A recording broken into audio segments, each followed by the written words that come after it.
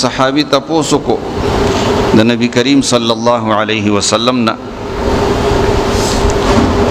ما حق الوالدین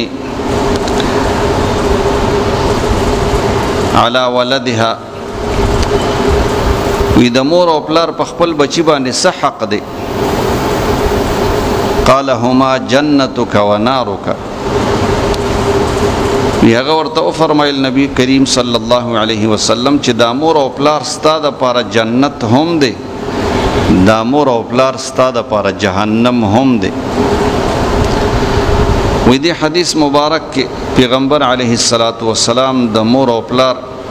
ډیر عظمت شان چې کوم دی دا ذکر کړی دی چې کته د مور او پلار خوشاله اوساتل د دې خدمت دی وکړو دوی سره د چې کوم دی خسلوک کو نو دا ستاده لپاره د جنت د تلو ذریعه ده او که خدا نه خواسته د دې مور او پلار خدمت دی اونکو د دې مور او پلار سره د خسلوک اونکو خیر خېګړه دی ور سره اونکړه دا مور او پلار د چې کوم دی خفه کړل نو دا ستاده جهنم د تلو ذریعه چې کوم دی ګرځي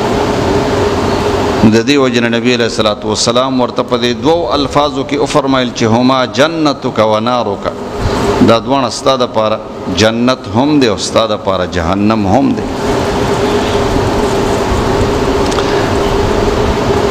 نو دا مور او پلار د دې انسان د لپاره د جنت ذریعہ هم ګرځیدي شي او د جهنم ذریعہ هم ګرځیدي شي د دې وجنه وې د مور او پلار سره ډیر زیات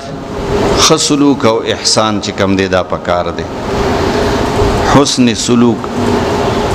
او د هغې خدمت کول بدنی خدمت کول مالی خدمت کول